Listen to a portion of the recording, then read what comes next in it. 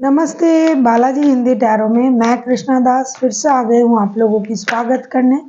मैं फिर से लेके आई हूँ एक जनरल लव रीडिंग जो होगी अगले 3 महीने के लिए। जनरल होने की वजह से हो सकता है हर बात आपके साथ रेजोनेट ना करे, जितना भी रेजोनेट करता है उसको रखें, बाकी को छोड़ दें।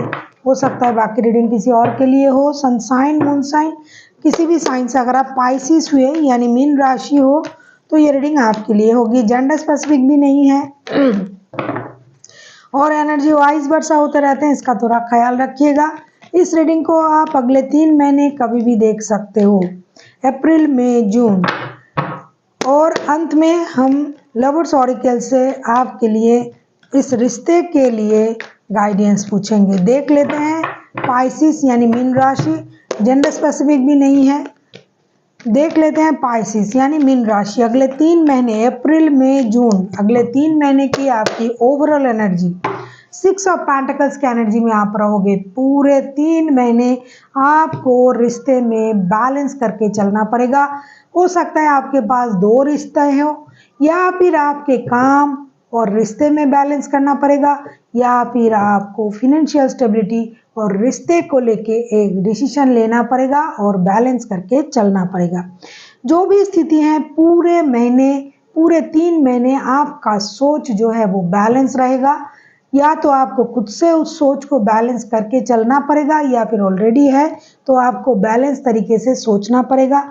आपको फिनेंशियल स्टेबिलिटी को भी बैलेंस करना पड़ेगा। रिश्ते में भी अपने जो भी प्रेजेंसी है उसे भी बैलेंस करके आगे बढ़ना पड़ेगा।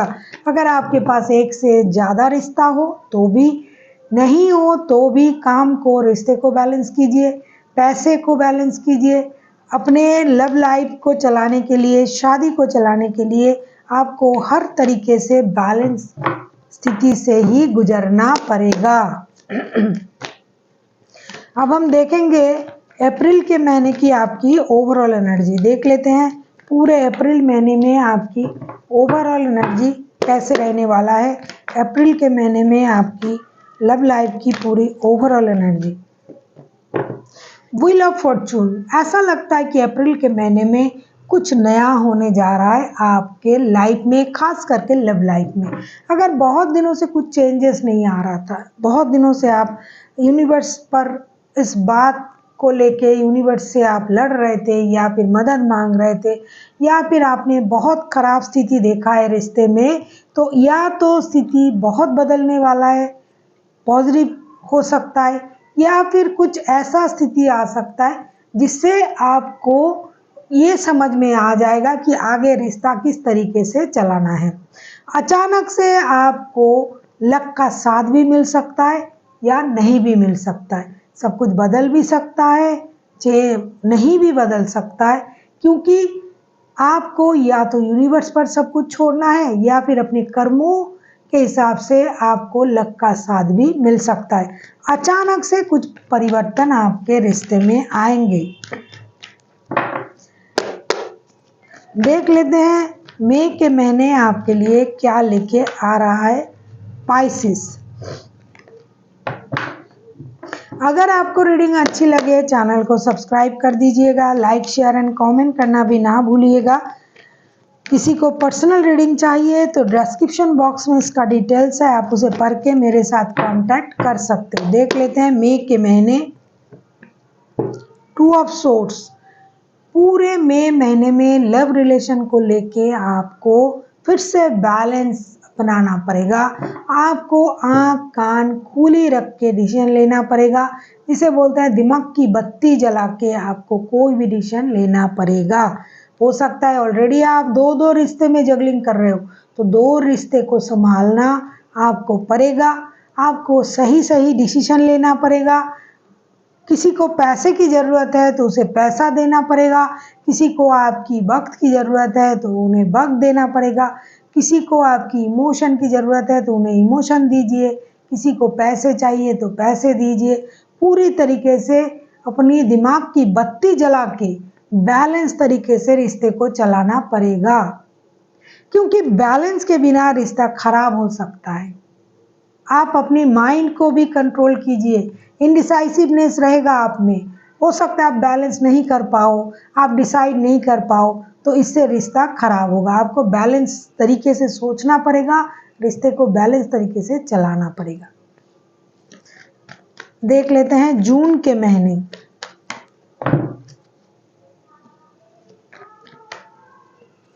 जून के महीने आपके लिए क्या लेके आ रहा है, देख लेते हैं जून के महीने आपके लिए क्या लेके आ रहा है। पाइसिस, पाइसिस जून के महीने क्वीन ऑफ सोर्ड्स। ऐसा लगता है जून के महीने में ना आप बहुत ज़्यादा सीरियस होकर रिश्ते को देखोगे। आपको ऐसे लगेगा जितनी ज़रूरत है उतना बात करना है, जितनी नहीं है नहीं करना है। दिल की जगह आप दिमाग से सोचने लगोगे, बहुत तोल मोल के हिसाब से रिश्ते को आगे बढ़ाओगे। जो चीज़ आपको बेकार की लगेगी रिश्ते में, उसे आप अपने लाइफ से कट करते करते जाओगे। हो सकता है आपकी जुबान तीखी हो जाए, हो सकता है ज़्यादा दिल से सोचने की, दिमाग से सोचने की वजह से दिल से सोचना बंद ही कर दो, जिसकी वजह से रिश्ते में खटास भी आ सकता है। ऐसा भी हो सकता है आप अपने हिसाब से सही लगो, आपको ये सही लग सकता है कि मेरे हिसाब से मैं तो सही हूँ, लेकिन दूसरे लोग आपकी बातों से हर्ट हो सकता है, परेशान हो सकता है। बहुत ज़्यादा दिमाग से सोचने की वजह से रिश्ते में जो प्यार था वो खराब भी हो सकता है। तो दिमाग का इस्तेमाल करना तो ज़रूरी है, लेकिन प्यार का अगर रिश्ता हुआ तो दिल का इस्तेमाल भी करना चाहिए, क्योंकि आप थक जाओगे और आपको लगेगा भाई बहुत हुआ, आप दिल से नहीं दिमाग से सोचेंगे। ऐसी स्थिति आपकी हो सकता है और आप दिमाग से सोच के कोई भी निर्णय लेना शुरू कर दोगे।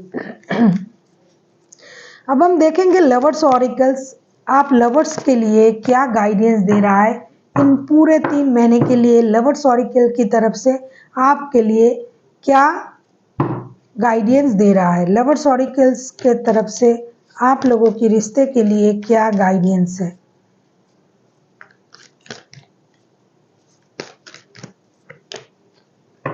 फ्रीडम, लवर्स ऑरिकल्स डेक जो है आपसे ये कहना चाहते हैं, there is nothing stopping to you in this path, it clear if you want to be to do. आप कुछ भी कर सकते हो इस रिश्ते में, या फिर आप किसी को फ्रीडम नहीं दे रहे थे तो उनको फ्रीडम दीजिए, छोड़ दीजिए।